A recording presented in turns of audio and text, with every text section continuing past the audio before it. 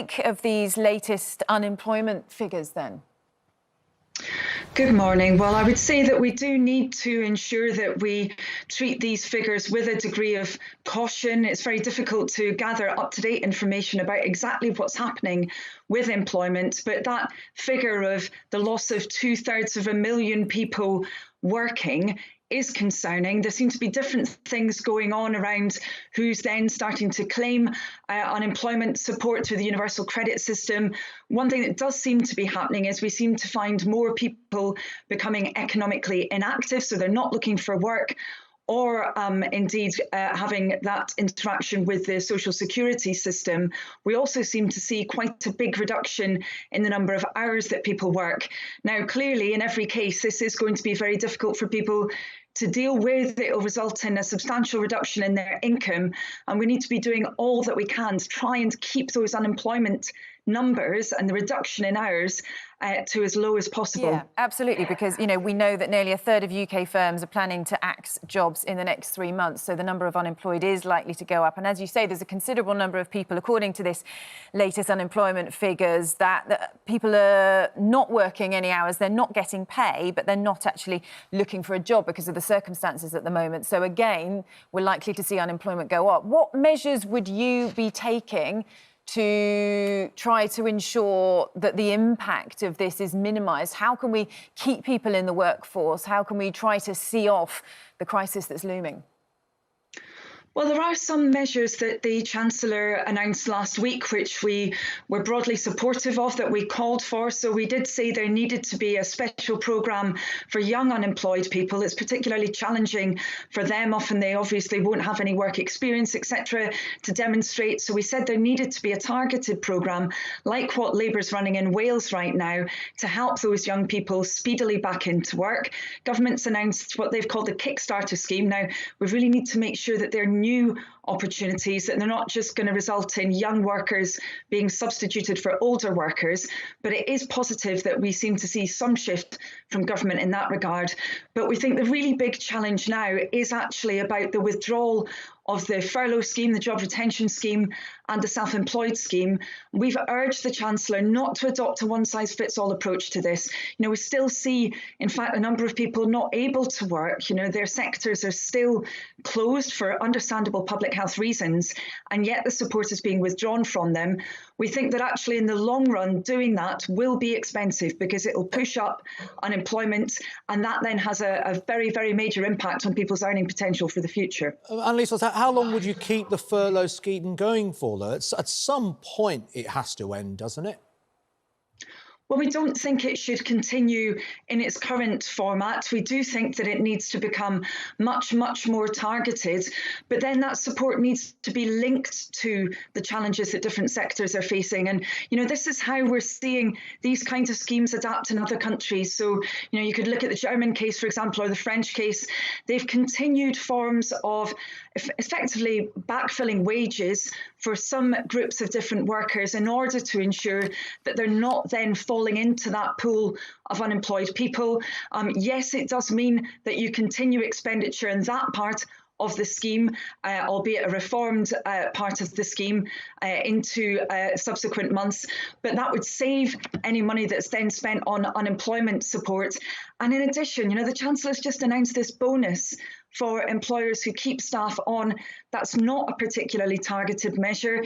I haven't found any employers really saying this is going to incentivise them to keep staff on. Something that's more targeted would work a lot better here. What do you mean by that? When you say more targeted, sorry, Charlotte, when you mean more targeted, targeted to whom and for how long? So the Chancellor announced last week a bonus for every employer who takes back into full employment somebody who was on the furlough scheme.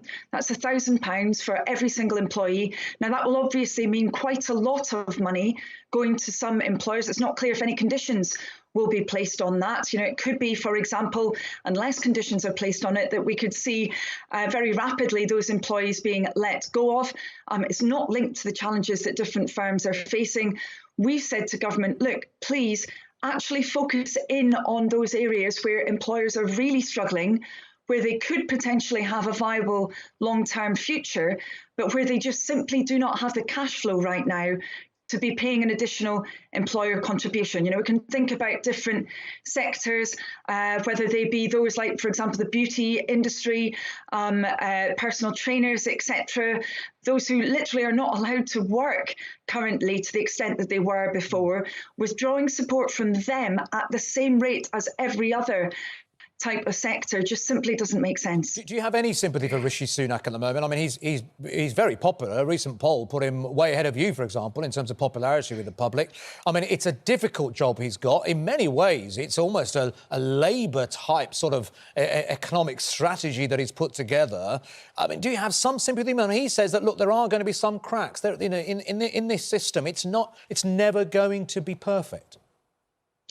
Well, of course, this situation is a challenge for any government. And, you know, I don't tend to engage with personalities or individuals. What I want to get right is the policy. And obviously, Labour has sought to be a constructive opposition during this period of crisis.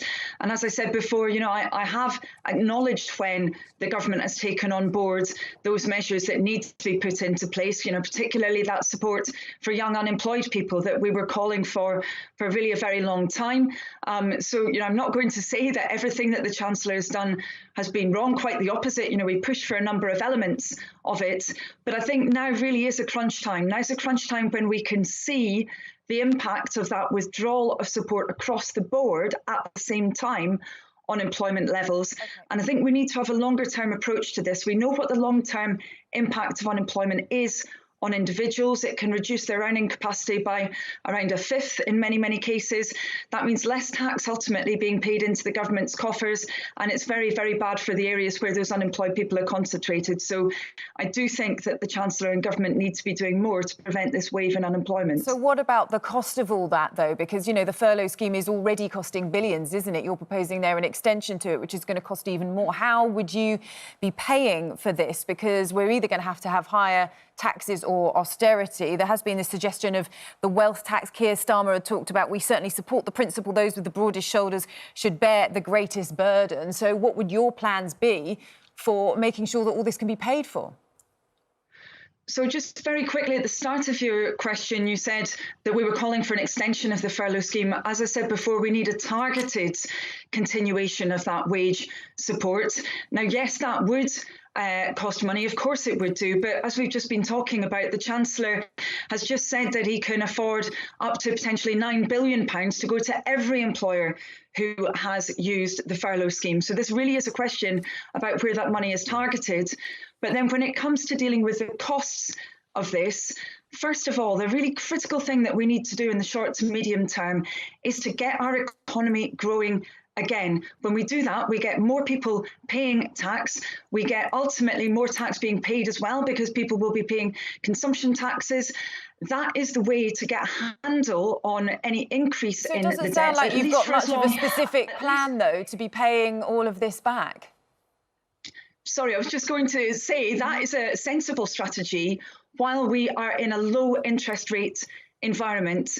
And we really mustn't be damaging the overall economic capacity of our country. If we do that, then we'll restrict our ability actually to deal with debt into the future. Now, we've made very clear that, you know, if we do see that rise in interest rates that is feared, then clearly action will need to be taken. But what will need to happen is, above all, that those low and middle income earners who effectively paid the price of the crisis after the global financial crash, they must not then be the ones who pay the cost of this crisis. We need to make sure that we have a fair solution at the time when a contribution is required. But just to be crystal clear, that really should not be now.